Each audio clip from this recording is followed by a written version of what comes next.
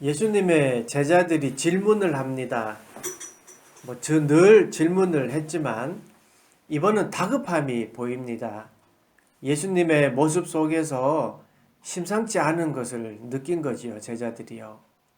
예수님께서 발을 씻겨 주시지요. 베드로를 향해서 배반할 거라고 말씀하시기도 하시고 서로 사랑하라라는 어떤 새 계명을 주시기도 하셨고요. 거처를 준비하러 이제 막 떠난다고 하십니다. 그 느낌이 이상한 거를 알게 된 것이죠. 그러니까 14장에서는 오늘 요한복음 14장에서는 세 명의 제자들의 질문과 예수님의 대답에 대한 말씀인데요. 그 질문들을 한번 살펴보겠습니다. 먼저 도마의 질문입니다. 거처를 준비하러 간다. 그러니까 떠난다라는 예수님의 말씀을 듣고 도마가 질문합니다. 그 14장 5절입니다. 도마가 이르되 주여 주께서 어디로 가시는지 우리가 알지 못하거늘 그 길을 어찌 알겠사옵나이까. 몰라서 하는 질문이지요. 그러니까 어찌 보면 둔하다 할 정도로 말씀을 이해를 못하고 있습니다. 다음으로 빌립의 질문이 나오는데요. 14장 8절에 빌립이 이르되 주여 아버지를 우리에게 보여주옵소서 그리하면 족하겠나이다. 보여달라고 합니다. 그러니까 이제 떠난다고 하니까 보여달라고 하니까 현실적인 질문이라고 할 수 있겠죠. 그리고 이제 오늘 본문 내용인 가룟 유다 아닌 유다가 이제 질문합니다. 22절 가롯잇 아닌 유다가 이르되 주여 어찌하여 자기를 우리에게는 나타내시고 세상에는 아니하려 하나이까. 유다는 예수님께 질문합니다. 왜 예수님의 이름을 세상에 널리 알리지 않습니까? 라고 말입니다. 이런 질문에 대해 예수님이 뭐라고 대답하셨습니까? 우리 아까 살펴본 다른 분들도 한번 볼까요? 도마의 질문에 예수님은 내가 길이요 진리이다 라고 말씀하셨습니다. 또 빌립이 보여달라라는 질문에는 나를 본 자가 아버지를 본 자다 라고 말씀하셨습니다. 그러니까 유다가 이제 오늘 본문 말씀에 유다의 질문이 이런 거 아닙니까? 주님이 길이고 진리이고 또 주님이 하나님이라면 왜 그 사실을 우리에게만 말씀하십니까? 세상 사람들에게 널리 알려야 그게 좋지 않습니까? 라는 질문이지요. 그렇게 도마의 질문, 빌립의 질문, 유다의 질문을 이렇게 보면 제자들의 관심이 무엇인지 이제 보여지잖아요. 도마의 관심사는 무엇이었습니까? 주님이 거처를 준비하러 간다라고 하니까 자신도 그 길을 가겠다라고 합니다. 자기가 그 길을 알고 싶은 거예요. 정확히 알고 싶은 거라는 것이죠. 자기의 마음이 그렇다는 거예요. 빌립의 관심사는 그 질문의 문장 속에서 말해줍니다. 그러면 족하겠나이다. 자신의 납득이 되어야 된다는 말이에요. 납득을 위한 질문이에요. 질문이 그럴 수도 있죠. 유다의 관심은 무엇입니까? 유다는 어찌하여라는 단어로 이제 그 관심사를 표현할 수 있습니다. 어째서 왜 이거죠. 그러니까 궁금증도 있지만 사실은 약간 짜증이 섞인 말이라는 느낌도 들어요. 그러니까 지금 상황이 이해가 안 된다는 거예요. 왜 세상에 안 알리느냐는 것이죠. 그런데 이렇게 답답하기도 하고 이해하지도 못하고 자기 중심적인 질문을 하는 제자들, 그런 제자들에게 대답을 하는 예수님은 다릅니다. 다 이해타산적인 질문을 하는 제자들과 달리 그런 질문에 대해서 특히 오늘 본문 유다의 질문에 대한 예수님의 답은 다릅니다. 한번 보세요.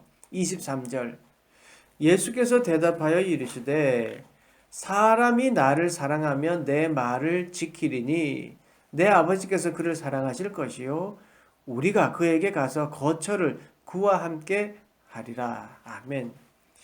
유다의 질문, 즉 세상에 드러내야 합니다. 왜 그렇게 하지 않습니까?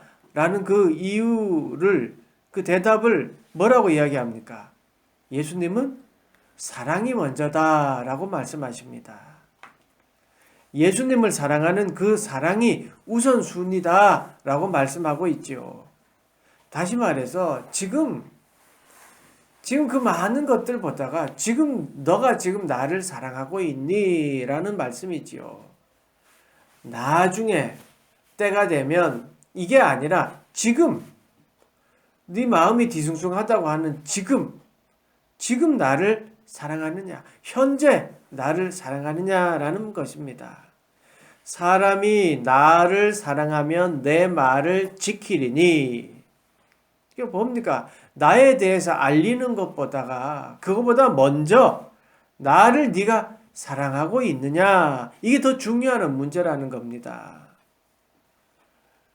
뭐에 대해서 잘 알고 있다, 뭐에 대해서 중요하다, 이게 아니라 내가 정말 주님을 사랑하고 있느냐, 이게 중요하다는 거예요.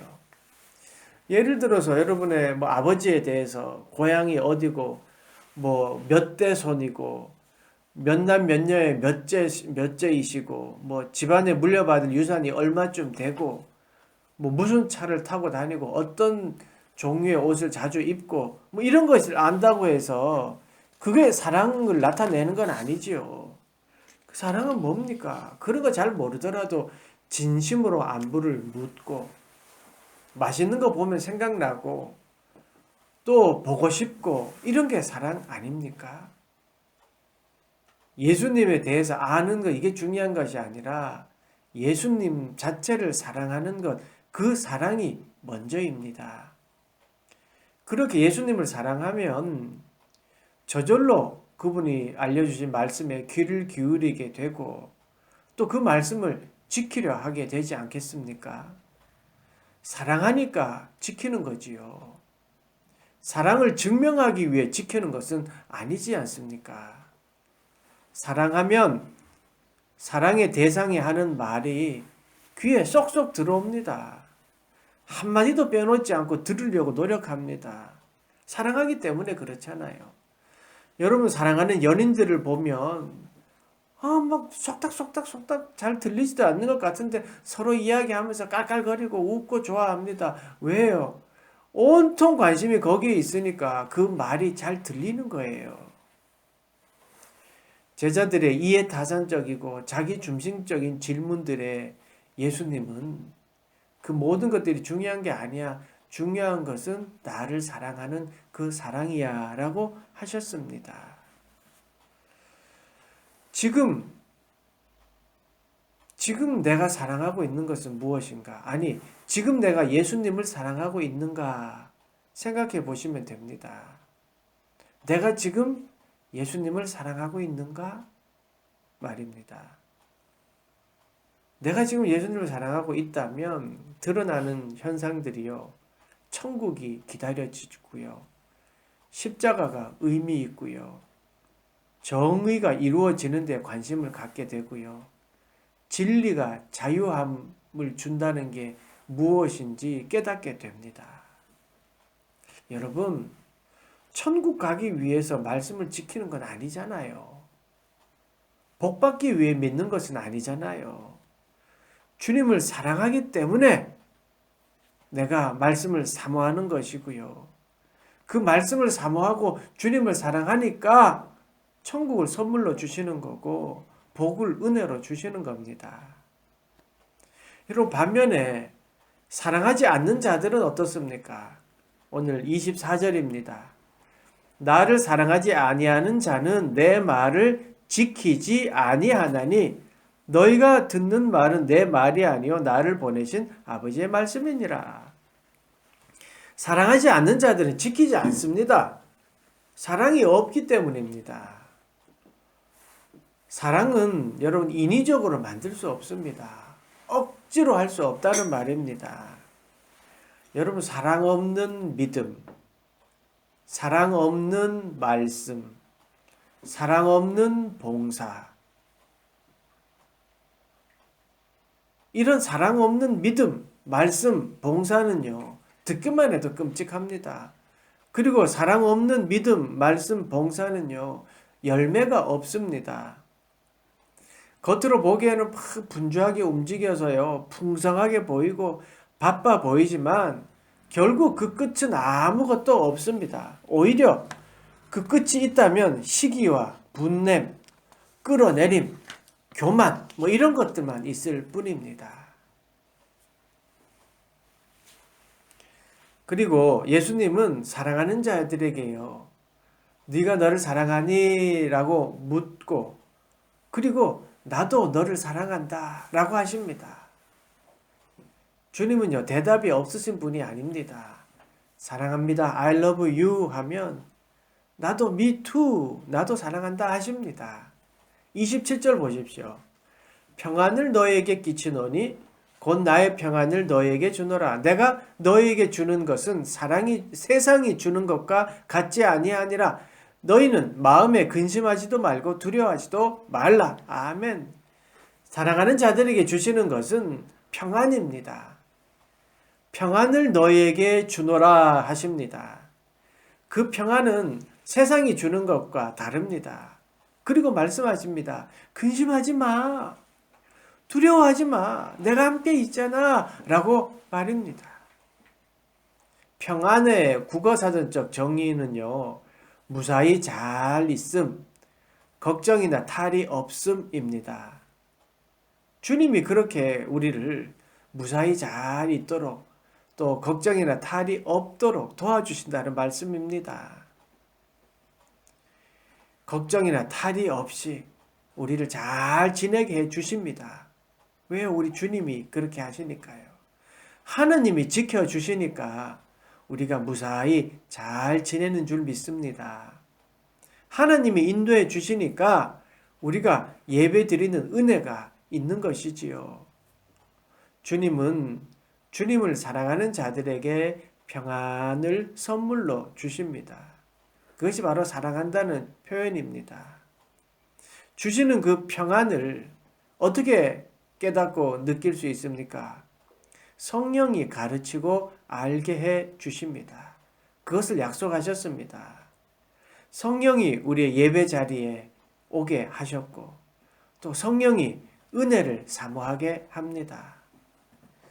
여러분, 이 평안함의 근본이 어디에서 온다고 생각하십니까? 세상은 그 평안함의 근원을 물질이나 어떤 가진 것, have에서 온다고 하지만 하나님은 그 평안을 주님께로부터 온다라고 말씀하고 있습니다. 그러니까 지금 우리가 이렇게 예배 드릴 수 있는 것이 성령님이 도와주시는 평안한 은혜고요. 또 평안함 가운데 예배 드림으로 하나님이 우리에게 그 평안한 마음을 주시는 것이지요. 예배를 통해 주님께 사랑을 우리가 고백하고 또 성령의 은혜로 평안을 얻고 힘을 얻는 그런 우리가 되는 것이지요. 이렇게 하나님이 주시는 평안함을 맛보는 여러분 되시기를 축원합니다. 25절에서 26절을 보겠습니다. 내가 아직 너희와 함께 있어서 이 말을 너희에게 하였거니와 보혜사 곧 아버지께서 내 이름으로 보내실 성령 그가 너희에게 모든 것을 가르치고 내가 너희에게 말한 모든 것을 생각나게 하리라. 아멘. 보혜사를 영어 성경 NIV 성경에서는요, 카운슬러라고 합니다. 이렇게 번역을 했어요. 우리가 잘 아는 상담자, 중재자 이런 말입니다. 하나님께서 우리에게 하나님의 중재자로 성령을 보내주셔서 성령 하나님 우리가 평안한 삶을 살도록 가르쳐 주시고 또 우리에게 모든 것을 생각나게 하셔서 주님의 사랑을 잊지 않게 하신다는 말씀입니다. 정확한 때, 또 꼭 필요한 그때 성령께서 우리가 생각나게 하시는 것, 또 우리에게 지혜를 주십니다. 예수님은 우리를 사랑하시기에 그 사랑을 절대로 잊지 않도록 보혜사를 약속하셨고 보내주셨습니다. 우리를 사랑하시기에 성령으로 가르치고 생각나도록 돕습니다. 왜냐하면 우리의 사랑을 받으셨고 그 응답으로 평안을 주셨겠다고 약속하셨고 주셨기 때문입니다. 사랑하는 여러분, 평안하십니까? 세상은 물질이 주는 편안함과 만족, 이것에 집중하게 만듭니다. 물론 물질이 주는 만족감이 있습니다. 그래서 부정하는 것이 아닙니다. 그런데 물질이 주는 만족에 빠져 있으니까 문제입니다. 삶의 목적이 온통 돈이 되니까 문제가 됩니다. 물질이 주는 편안함이 목적이 되면요, 물질 위주의 삶을 살게 되죠. 돈 중심의 삶을 산다는 말입니다.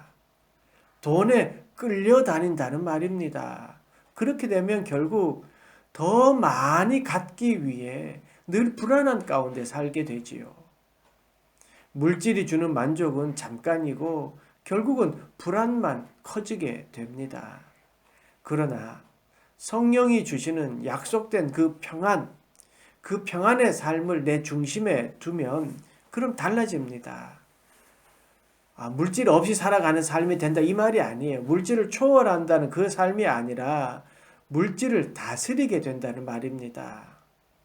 이 물질이 내 것이 아니라는 것을 알게 된다는 말입니다. 무엇이 중요한지 깨닫게 된다는 말입니다. 어떻게 물질을 사용해야 될지를 성령이 알려주신다는 말씀입니다.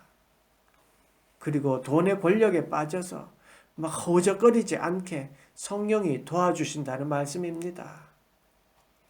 하나님이 주시는 평안을 가지고 물질을 보면 돈의 노예가 아니라 내가 돈을 종으로 부리기 때문에 돈이 주는 편리함, 돈이 주는 유익함들을 내가 누릴 수 있다는 말입니다. 성령이 그렇게 할 수 있도록 돕습니다. 욕심의 눈을 가리어서 성령의 눈을 갖게 해주십니다. 성령이 그렇게 해주십니다. 성령이 무엇이 중요한지 생각나게 하시고 가르쳐 주시기 때문입니다. 28절 말씀 보십시오. 내가 갔다가 너에게 온다 하는 말을 너희가 들었나니 나를 사랑하였더라면 내가 아버지께로 감을 기뻐하였으리라. 아버지는 나보다 크심이라. 아멘. 내가 갔다 너에게 온다. 이 말씀이 진짜 평안을 깨닫게 하는 말씀입니다. 내가 갔다가 너에게 온다. 갔다 다시 올 거야. 이게 바로 사랑입니다. 여러분, 주님은 다시 오십니다. 우리의 영원한 처소를 준비하러 가셨다가 다시 오십니다. 이 땅은 우리가 영원히 거할 곳이 아닙니다. 분명히 잘 알아야 합니다. 구원의 완성은 주님이 다시 오시는 그날입니다. 하느님 나라의 완성은 주님이 이 땅에 다시 오실 그때입니다. 모멘토 모리 이거 들어보셨죠? 라틴어인데요. 당신이 반드시 죽는다는 사실을 기억하라 라는 의미인데 이게 스토아 철학자들의 삶의 철학이었습니다. 죽음을 인식하고 살아가라는 거지요. 내가 갔다가 너에게 온다. 이 말씀은 이 세상이 끝이 아니다. 다시 오실 예수님을 기다리고 보혜사 성령님과 더불어 어떻게 신앙해야 하는지를 되돌아보라는 말씀입니다. 스토아 철학자들이 모멘토 모리라고 하는 것을 늘 삶의 철학에 두었다는 것은 뭐냐 하면 죽음을 인식하고 살아갔다는 겁니다. 그러니까 그 삶의 철학이 나오는 거예요. 우리가 늘 기억해야 되는 게 뭡니까? 내가 갔다가 너에게로 온다. 다시 오실 주님을 생각하며 사는 겁니다. 이게 바른 신앙의 모습입니다. 내가 갔다가 너에게로 온다. 주님은 다시 오십니다. 왜 오십니까? 우리를 사랑하시기 때문입니다. 우리를 사랑하셔서 처소를 예비하러 갔다가 다시 성부 하나님으로, 성자 예수님으로, 보혜사 성령님으로 다시 오셔서 악을 심판하고 믿음이 승리하는 그날을 만들어 주십니다. 그러기 위해서 다시 오십니다. 이 사실을 믿으면 평안이 찾아오고요. 기쁨이 찾아옵니다. 사랑하는 여러분, 지금 여러분은 주님을 사랑하고 있습니까? 나중이 아니라 지금 말입니다. 사랑이 제일이고 먼저입니다. 예수님을 사랑하는 그 사랑이 제일 먼저입니다. 예수님은 제자들의 질문에 사랑이라고 대답하셨습니다. 우리를 사랑하시기에 거처를 준비하러 가셨고요. 우리를 사랑하시기에 평안을 주셨고요. 우리를 사랑하시기에 다시 오십니다. 주님의 사랑을 여러분 받아들이십시오. 대단한 일을 해야 받아들이는 것이 아닙니다. 주님 사랑합니다 라고 고백만 하면 됩니다. 주님 사랑합니다 고백하십시오. 그럼 주님이 주시는 평안을 느끼고 받게 됩니다. 다시 만날 주님을 생각하면 죽음이 두려움이 아니라 기대가 됩니다. 다시 오실 주님으로 기쁨을 누리게 됩니다. 나중이 아니라 지금 당장 주님 사랑합니다 라고 고백하십시오. 그렇게 고백하는 여러분이 되시기를 간절히 축원합니다. 아멘.